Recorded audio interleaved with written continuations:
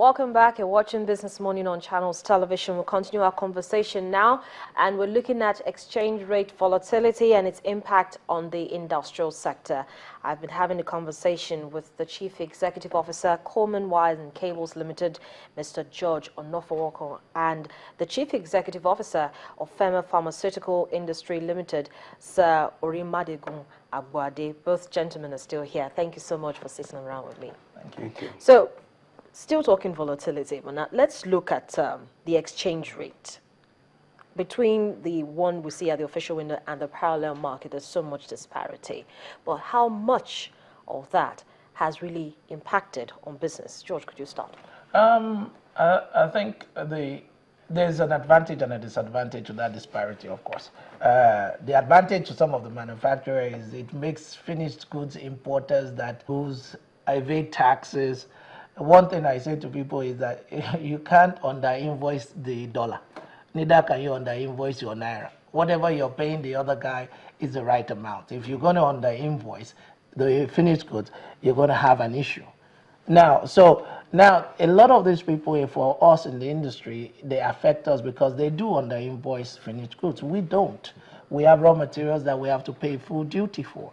Now, the impact of that is that now that they have to buy 210 naira or 209 naira to under invoice because they're going to find another route to pay the guy, one is an instant advantage to us because it makes the goods more costly. Now, the only setback to us of that is that we are now struggling to get hold of the funds that we need to use to even buy our own at that AUDAS rate. Now, so we have an impact element of direct impact element on our pricing, on our raw materials, increased finance cost because now you're borrowing more money to pay the same amount. So you're talking an overhead increase on your financial side. So interest increase, and now especially in December when because of what happened with the MMR increase, you had most banks increasing basic points between 300 to 500. So you also already had a devaluation issue. You also had an increase in interest rate issue. Then now you're having to pay more money. So the positives is the competition also has to spend more money to bring in their goods.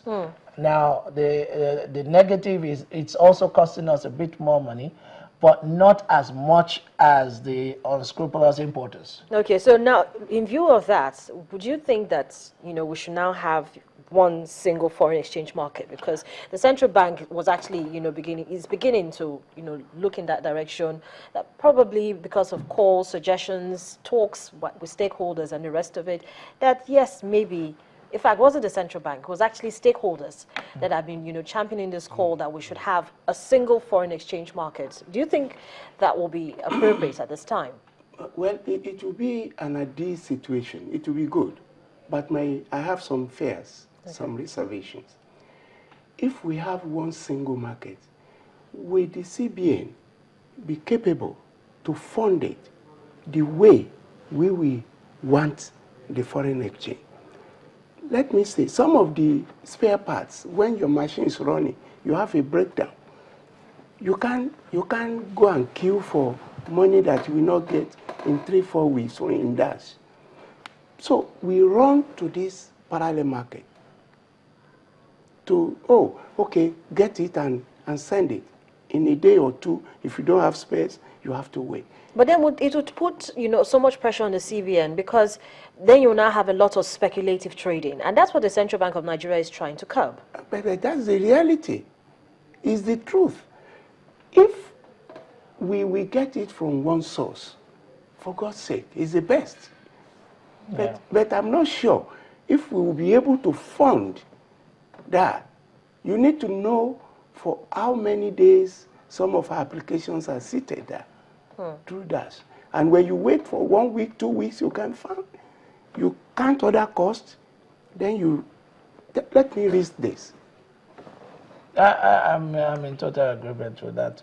a lot of us would still, spare parts, you can't really wait for that luxury of time of bidding 2, 3, 4 bids to get a spare part scenario. And unfortunately, even your spare parts already is on interbank. It's because the definition is still an issue. Because even your machinery, it says generators, we understand that it says finished goods. Yes. Then you have spare parts all classified as finished goods. You have Even machinery. electronics too. Yeah, classified as finished goods. Electronics, I don't even mind, but you're talking machinery is also classified as finished goods. So you're having a case of the cost is higher now. For interbank, in my view, interbank, the banks are able to get interbank funds now. But interbank is very expensive for any manufacturer, especially today. If you're saying 190, this morning 199. But then the CBN has alleged that there's too many spurious demands for foreign exchange, purportedly for raw materials. So, if the CBN says that, how can the manufacturers help the CBN to ensure that, look, my materials are genuine and we can deal with this problem as it is? Yes, Harriet, it's simple. He belong to a business group. Man is there. I belong to PMG Man. I also belong to NASME. Let's route it in such a manner that all applications should be backed by certificates, signed approvals from such BMOs to say this is a genuine manufacturer. I know man has a structure that can effect that. Right now, when we are processing our application through NAFDAC, we have a certificate we take from PMG Man, which that is a definitive requirement. We give it to them. So there is a way to that.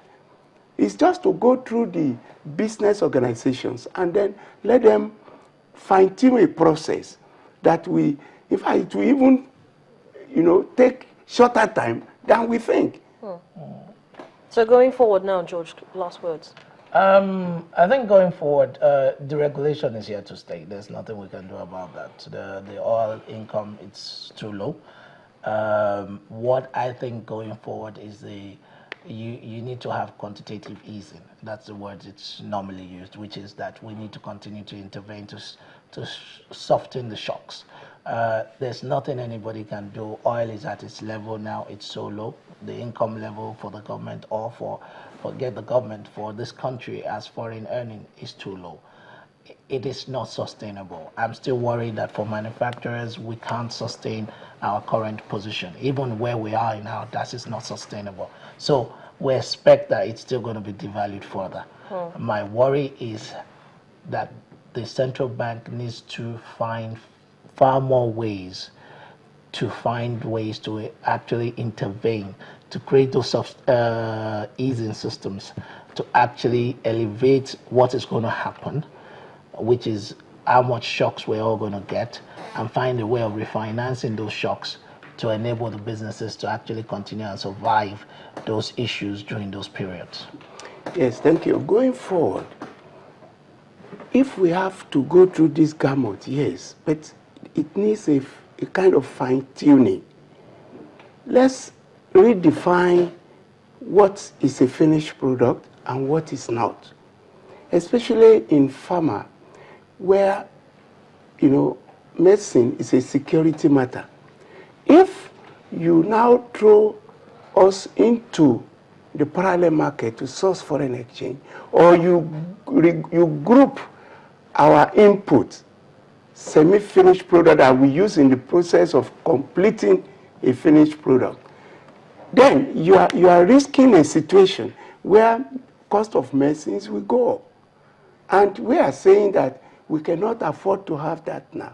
So let them do that fine-tuning, and then make as much as possible, if possible, like George said, separate oil business from other businesses. I mean, like the money is going, we understand is going to that sector now. Let's give us our own quotas. The social goods, let them have their own quotas, and let all items go to that market. Well, thank you so much, gentlemen, for joining me on the program this morning. It's been an interesting conversation. Sir Orimadegun Agboade, the Chief Executive Officer of Firma Pharmaceutical Industry Limited, and Mr. George Onofowoko, the Chief Executive Officer, Coleman Wires and Cables Limited. Thank you for coming on the program. Thank you very much. And also, thank you so much for being a part of it. Of course, if you missed out on most of today's show, you can log on to youtube.com/channelsweb/videos to watch it. But that's the program for today. Thank you so much for watching. I'm Harriet Agbinyi. Bye-bye.